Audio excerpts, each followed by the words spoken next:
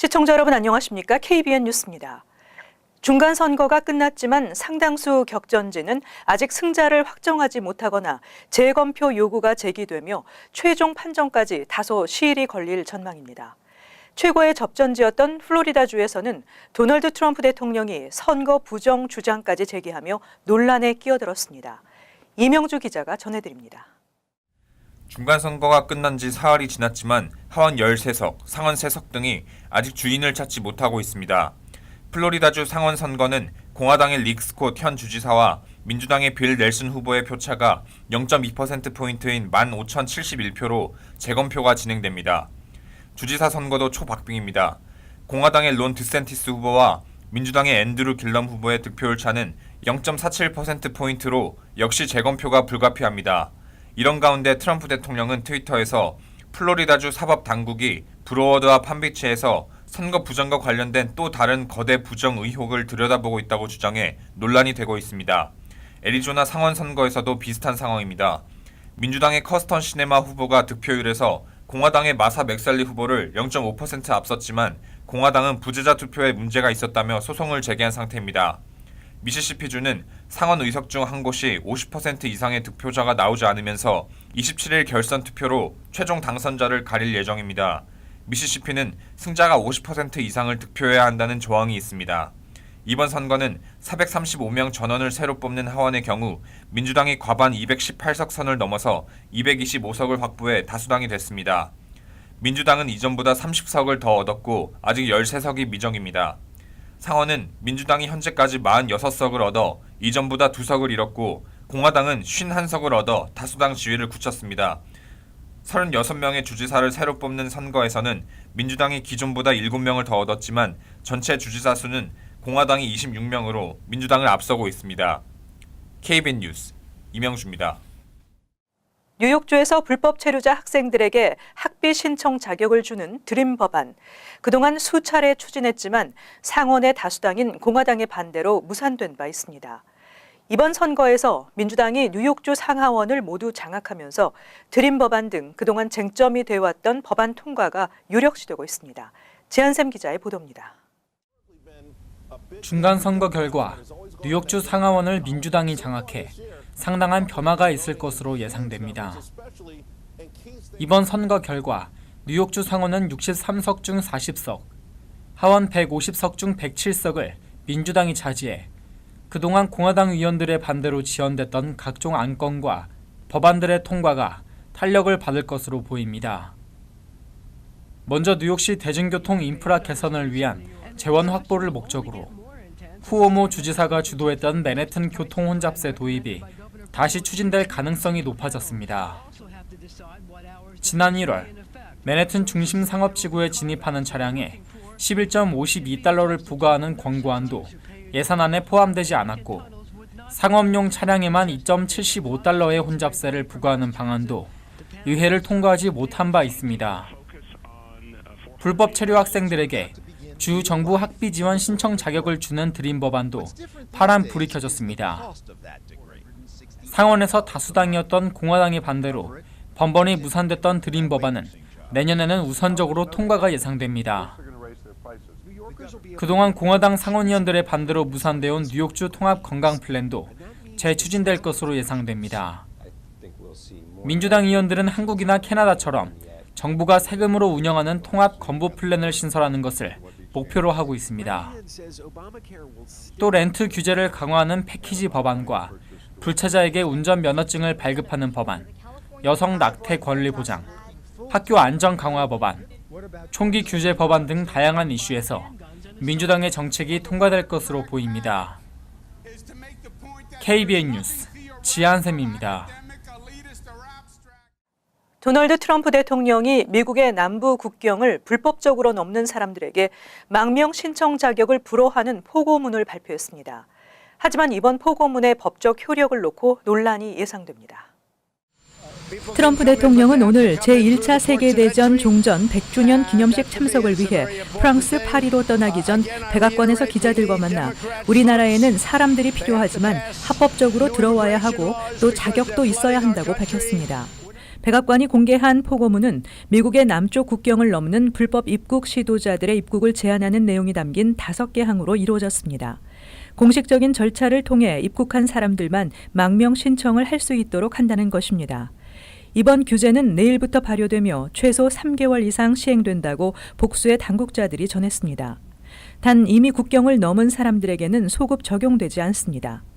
하지만 전문가들은 해당 포고가 연방 이민법을 위반한다고 지적하고 있습니다. 미국 이민협회 관계자는 미국의 이민법은 지정된 항구에 도착한 사람은 누구든 망명 신청을 할 수 있도록 명시하고 있다고 지적했습니다. 대통령의 포고문은 행정명령과 동일한 법적 효력을 가지지만 의회가 거부할 수 있습니다. 그동안 트럼프 행정부의 다카 폐지 결정에 제동을 건 판결은 있었지만 법원이 처음으로 다카 존속에 손을 들어주는 판결이 내려졌습니다. 연방항소법원이 다카를 폐지할 수 없다는 결정을 내렸습니다. 연방 제9항소법원은 트럼프 행정부가 샌프란시스코 연방지법의 다카 폐지 무효와 가처분 결정에 불복해 제기한 항소심에서 다카 폐지 정책에 제동을 걸었던 1심 법원의 가처분 결정이 유효하다고 판결했습니다. 트럼프 행정부는 제9항소법원이 이 같은 결정을 내림에 따라 이번 소송을 연방 대법원으로 가져가는 전략을 세울 것으로 예상됩니다. 트럼프 행정부는 지난 5일 이번 연방항소법원의 최종 결정에 앞서 다카 폐지 결정에 대한 최종 견해를 밝혀줄 것을 공식 요구하는 서면 요청서를 연방 대법원에 제출한 바 있습니다. 그동안 샌프란시스코, 뉴욕, 워싱턴 DC 연방지법 등 1심 법원들이 트럼프 행정부의 다카 폐지 결정에 제동을 건 판결은 있었지만 2심인 항소법원에서 다카 존속에 손을 들어준 것은 처음입니다. 한인 다카 수혜자는 7천에서 8천 명 규모로 추정됩니다. 미 연방준비제도가 연방 기준금리를 동결했습니다. 연준은 지난 9월 회의에서 기준금리를 0.25%포인트 인상했으며 현재 금리는 2.00%에서 2.25%입니다. 연방공개시장위원회 정례회의에서 연방 기준금리를 현행 연간 2.00%에서 2.25%로 유지하기로 만장일치로 결정했습니다. 연준은 성명에서 미국 경제가 건전한 취업률 상승과 낮은 실업률, 굳건한 소비 지출, 2% 목표에 가까운 물가 상승으로 견고함을 보이고 있다고 밝혔습니다. 성명은 미국이 중국을 비롯한 주요 통상국과 무역 전쟁을 벌이고 있고 기업 투자가 약화되며 주택 시장이 주춤하고 있지만 연준은 경제 회복에 믿음을 갖고 있다고 강조했습니다. 한편 연준은 미국 경기의 확장세에 대응하기 위해 앞으로 금리를 추가로 올릴 것임을 예고했습니다. 2018년 7월에서 9월 분기 미국 실질 국내 총생산 GDP는 연율로 3.5% 증가하는 높은 신장세를 나타냈으며 물가는 정책 목표인 2%에 다가서고 있습니다. 하지만 미국 경제가 둔화로 향하려는 징후도 나오고 있습니다. GDP 통계로 7월에서 9월 분기 설비 투자가 0.8% 늘어나 8.7% 증가한 4월에서 6월 분기에서 크게 축소됐습니다. 경기 감속이 한층 뚜렷해지면 연준은 3회로 잡은 내년 금리 인상 페이스를 감속할 가능성도 예상됩니다. 지난 7일 밤 캘리포니아주 LA 인근 바에서 일어난 총기 난사 사건의 범인이 해병대 복무 당시 아프가니스탄에 파병돼 전투 임무에 투입됐던 것으로 밝혀졌습니다. 보더라인 그릴 앤 바에서 글록 21 45구경 권총을 난사해 경찰관을 포함해 12명을 숨지게 한 데이비드 롱은 2010년 11월부터 2011년 4월까지 제3해병연대 제2전투대대 소속으로 아프가니스탄에서 복무했다고 AP통신이 어제 보도했습니다. 롱은 기관총 사수로 복무했으며 군대에서 절도 사건으로 징계를 받은 적이 있으며 불명예 제대했다는 전언도 나왔습니다. 경찰에 따르면 범인은 술집에 들어와 몇 초 안에 총을 쏘기 시작했으며 이 술집에서 숨진 채 발견됐습니다. 롱은 총기를 난사한 바에서 약 5마일 떨어진 주택가에서 어머니와 함께 거주해온 것으로 밝혀졌습니다. 롱은 뚜렷한 범죄 전력은 없고 교통사고 등으로 몇 차례 입건된 기록만 남아 있습니다. AP통신은 경찰관의 말을 인용해 롱이 외상 후 스트레스 장애와 비슷한 증상을 보였다고 전했습니다. 뉴욕주의 대형 종합병원들의 안전도가 전국에서 하위권을 기록했습니다. 한편 뉴저지주의 종합병원들은 전국에서 환자 안전도가 우수한 주 1위에 올랐습니다. 올해 전국 2,600여 개 종합병원들을 대상으로 실시한 병원 환자 안전도 평가 보고서에 따르면 뉴욕주의 병원들은 전국 50개 주에서 46위에 올랐다고 리프로그 그룹이 발표했습니다. 뉴욕주의 145개 종합병원 가운데 A등급을 받은 곳은 오릴리아 오즈본 폭스 메모리얼 병원, 켄모어 맥시 병원, 시스터 오브 차리티 병원, NYC 헬스 병원 메트로폴리탄, 세인트 찰스 병원, 브루클린 병원 센터 등 12곳에 불과했습니다.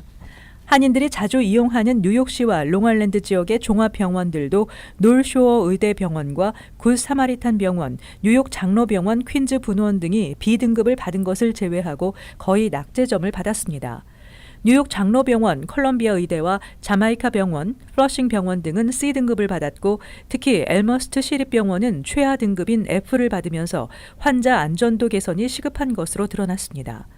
반면 뉴저지주의 경우 전체 68개 병원 중 56.72%인 38곳의 병원이 A등급을 받아 전국에서 환자 안전도 우수한 주 1위에 올랐습니다. 한인들이 많이 이용하는 해켄색 대학병원은 A등급을 받았으며 홀리네임 병원과 잉글우드 병원은 B등급으로 비교적 양호한 편이었습니다. 세계적으로 유명 식당이 많은 뉴욕시이지만 식당 창업 환경은 전국 최악인 것으로 나타났습니다. 뉴욕시 식당은 연 매출이 전국 평균보다 적고 인건비는 전국 평균보다 많았습니다.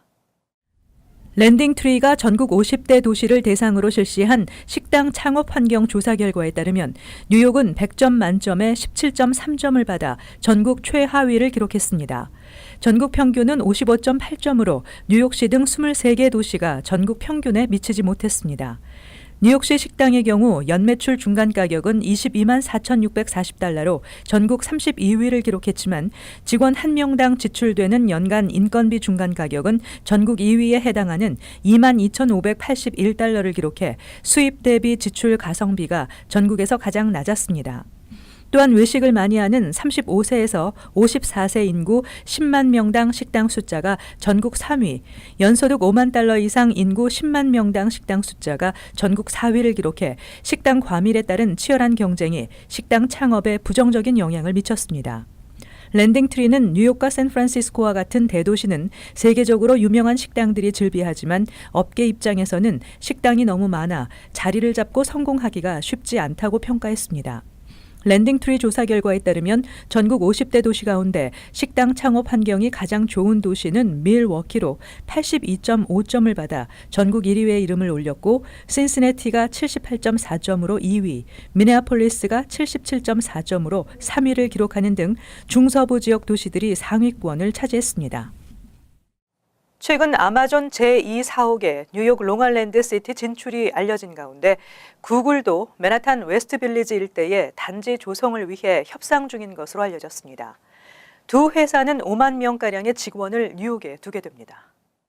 급격한 성장세를 보이고 있는 구글이 미국 내 사업 범위 확장을 위한 새로운 시설로 맨하탄의 세인트 존스 터미널 재개발 부지에 새로 짓는 100만 3천 스퀘어피트 연면적의 12층 규모 오피스 건물을 협상 중이라고 월스트리트 저널이 보도했습니다. 이 건물은 2020년 완공될 예정입니다. 지난해 구글은 맨하탄 피어 57에 건설 중인 빌딩을 15년간 임차하기로 계약했으며 첼시마켓 건물을 24억 달러를 주고 구입한 바 있는데 현재 협상 중인 맨하탄의 또 다른 단지가 완성되면 뉴욕에서 근무 중인 인력이 현재 8천여 명에서 2만 명 이상으로 크게 늘 것으로 전망됩니다. 최근 두 공룡 기업이 앞다퉈 뉴욕을 제2의 거점으로 삼으려는 까닭에 앞으로 뉴욕시에서는 인재 쟁탈전이 벌어질 것으로 보입니다. 아마존은 2만 5천여 명의 신구 인력을 채용할 것으로 밝힌 바 있어 구글의 추가 채용까지 합치면 두 회사는 5만 명가량의 직원을 뉴욕에 두게 됩니다. 이로써 뉴욕시는 실리콘밸리에 버금가는 테크 단지로 발돋움할 것으로 전망되고 있습니다.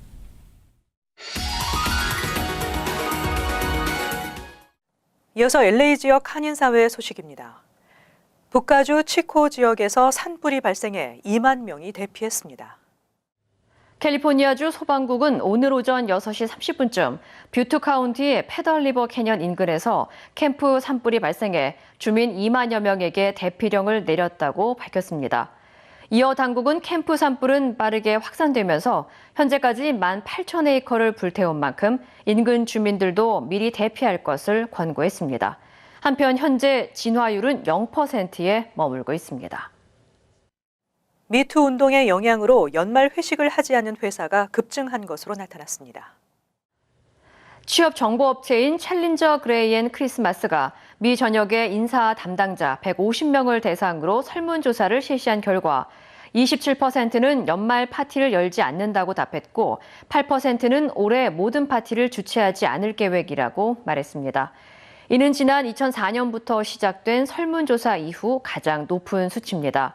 이와 관련해 전문가들은 대다수 기업들은 미투 운동의 영향으로 파티에서 발생하는 부적절한 상황이 발생할 경우 법적 책임에 대해 부담감을 느끼고 있기 때문이라고 분석했습니다. 이어서 간추린 소식입니다. 대형 호텔 체인 모텔6가 이민자 고객들의 정보를 이민 세관 단속국과 공유해 프라이버시법 위반을 이유로 멕시칸 권익 옹호 단체로부터 소송을 당했습니다. 모텔 측은 760만 달러의 배상금 지급에 합의하고 앞으로 출석 요구 또는 체포 영장이 있는 중범죄자를 제외하고 이민 세관 단속국에 고객 정보를 제공하지 않기로 약속했습니다. 뉴저지 버겐 카운티 검찰이 팰리세이드 파크의 한인 에드워드 이 씨를 아동 성폭행 혐의로 체포했습니다. 검찰은 2명의 어린이가 성폭행을 당했다는 신고를 접수하고 수사를 진행해 왔으며 이 씨를 아동에 대한 성폭행과 성적 접촉 등에 대한 혐의로 기소했다고 밝혔습니다. 이 씨는 팰리세이드 파크에 거주하며 직업이 없는 것으로만 알려진 상태입니다. 지난 5일 오후 10시 40분 LA 공항을 떠나 인천 공항으로 향하던 대한항공에 탑승한 한인 A씨가 비행 도중 기내에서 폭언, 폭행 등 소란을 일으켜 경찰에 넘겨졌습니다. A씨는 기내에서 소리를 지르고 이상 행동을 보였으며 폭력적인 행동을 했고 착륙 직전 태블릿 PC를 여객기 창문에 던져 창문을 깨뜨렸습니다. A씨는 난동 승객 보고를 받고 대기한 공항 경찰대에 인천 착륙 직후 넘겨졌습니다. 뉴욕 가정상담소를 운영해온 김봄신의 소장이 3년간의 활동을 접고 사임했습니다. 김 소장은 탄탄한 재정 기반을 마련해 두고 단체가 최상의 상태에 있을 때 후대에 맡기고 싶었기에 기쁘다고 전하며 앞으로도 폭력으로 상처받은 여성들을 위해 지금까지의 경험을 기반으로 새로운 비영리 단체를 키워나갈 것이라고 계획을 밝혔습니다. 계속해서 환율과 증권 소식입니다.